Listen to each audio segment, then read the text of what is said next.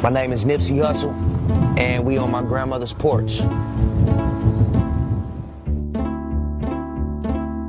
Look.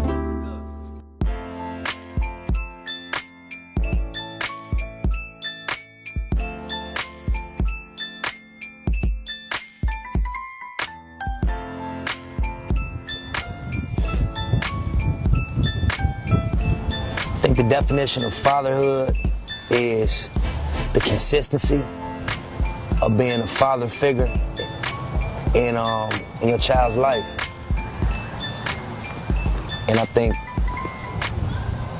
the definition of being a man, that's a long one, but I think what it boiled down to is just being thorough. And you know, I read in the Bible that women and children can be careless, you know what I mean? Men can't be careless. So I think being thorough and whatever the opposite of carelessness is, define what being a man is at the core. Mom, bring your car this way. Huh? Bring your car over here. Not the car. Your motorcycle. Oh man, I love my pops. I used to cry when he dropped me off back here, actually, at this house. Cause he used to come get us when he could. We didn't live in the same house, but you know, my pops was always energetic, always had a positive aura, always had a good vibe, always smiling, always lit up a room when he walked in. People always loved my pops. You know, he was just a good energy person and always, like, you know, happy and just, you know, at a good place in his life. And so, regardless of whatever financial state he was in, he was just always a good vibe. You know, because he done been up and down and up again, you know what I mean? But I just think that my memories of being with my pops was always good memories. He'd cook for us, take us to the movies, clown, watch movies. We was movie buffs, all of us. So he'd just put us on the movies and, you know what I mean, joke with us, clown with us, be a kid with us, you know what I mean? But we was close though, always. You know, we never lived in the same house. You know, as far as I can remember, my mom and him were separated, but I always had a high respect and a you know, a genuine love for my pops, because, you know what I mean, he put his best foot forward. All right, let's get it. You ready? Yeah. You ready? Yeah. All right, you want to go slow or you want to go fast? I'm going back. All right, look ahead. You ready? Yeah. Sure. Yeah. I was fortunate enough to be around a lot of different type of individuals to call my friends. So some of them had, you know, parents. But majority of the kids in my area that I grew up around, more didn't than did, you know? And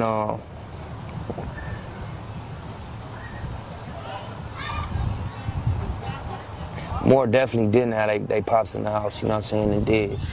But I had some close friends that did have a father in the house. You know, that's why I say I had different, like, groups of people that I would consider my close friends that I grew up with. And, you know, a couple of my close homies did have good male role models, but majority of the people I knew didn't, you know what I'm saying? And, yeah, that's what it was. That was good. Yep. Now let's race again. No, no racing. Yeah.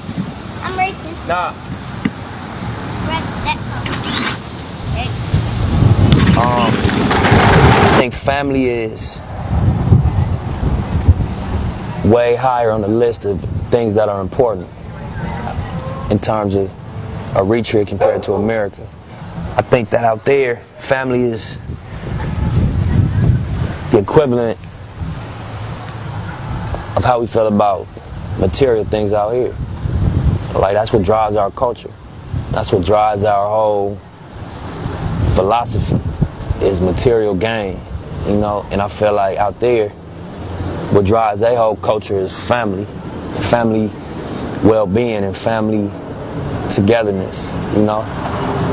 And that's really the main difference, just the value system, what's important, you know? And you would think that the country that has less would feel like getting things is more important, but it's actually different. You know, it's just what's valuable. We got two different ideas of what that is, you know what I mean? And out there, family is very, very high on the list of valuable things, you know?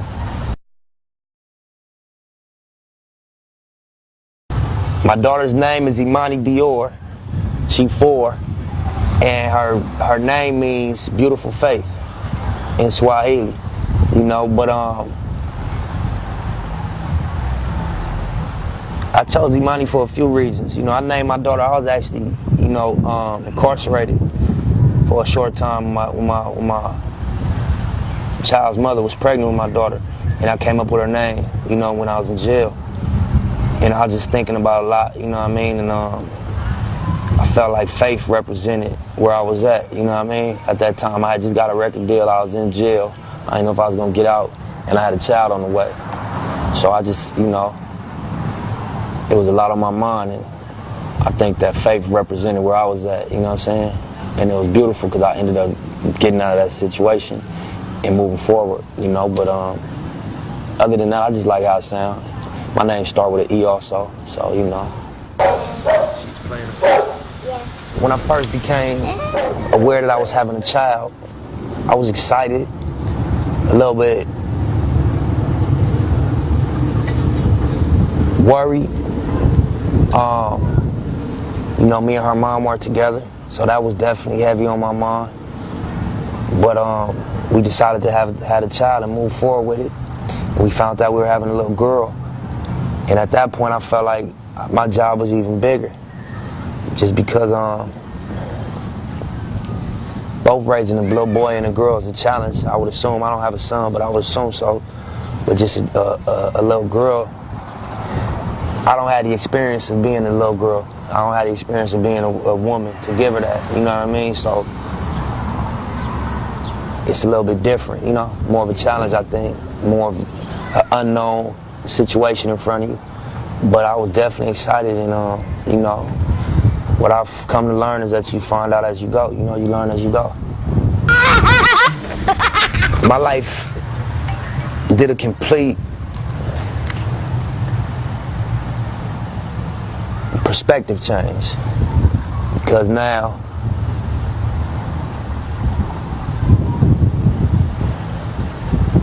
you are accountable. You know what I mean? You're accountable for the well-being of something outside of yourself. You know what I mean? And this is a person. Things can happen that you cannot fix, that you can't take back. You have to seriously protect your kid from certain things. So my whole priorities, perspective, agenda flip-flopped a little bit. I won't say that who I am and what I've done and what I do took a 180-degree turn, but my priorities and my perspective definitely did. And you know, the decisions I make, the process now, there's another element, there's another factor in my decision-making process, and that's my daughter's well-being. And so it was definitely a paradigm shift, you know, in the way I think.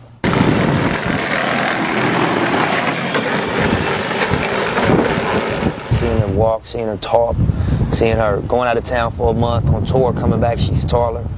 Seeing her learn how to read, identify ideas, grasp concepts, seeing her brain develop, seeing her intelligence and her curiosity expand, seeing her catch on to things, you know, seeing her develop determination. You know what I mean? This is all stuff that'll trip you out when you're watching a person that you created, you know what I mean, experience life and take to the things that everybody takes to, but you trip when you're looking at your kid do it, because you've seen every process and every step. And you know, sometimes she hit me with words. I heard a song she made the other day, you know what I'm saying? She's singing now, so I heard her sing, and she's 4. You know, just her development in general. Every time she, you know, evolve a little bit, I see it and it trips me out.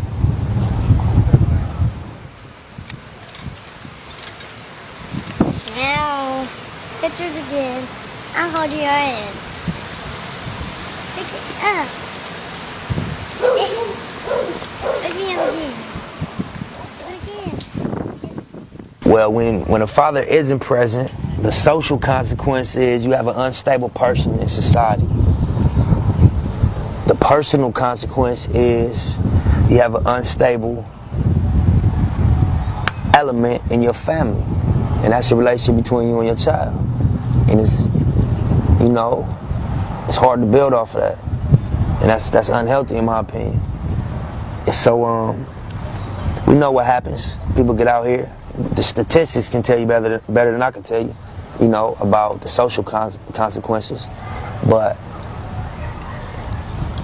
I do know that kids that don't have their parents, you know, at certain levels are off balance. At certain levels are, you know, unfulfilled.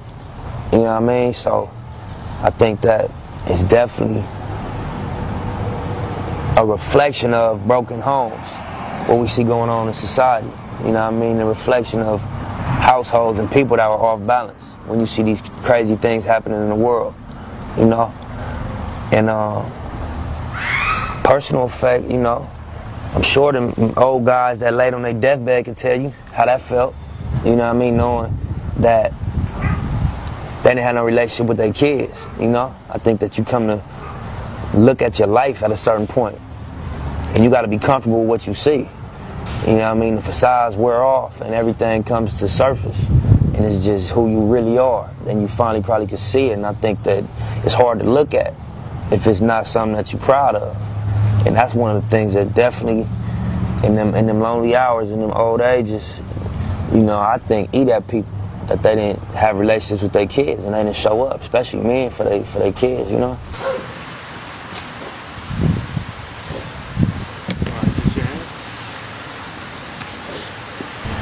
Man, I got a whole notebook of things I just write down as I read them, things I hear people say, wisdom that I just pick up in the world. I've been writing them down, so I'm going to give her that. But I would like her to just understand more than anything that she has to be fearless and understand to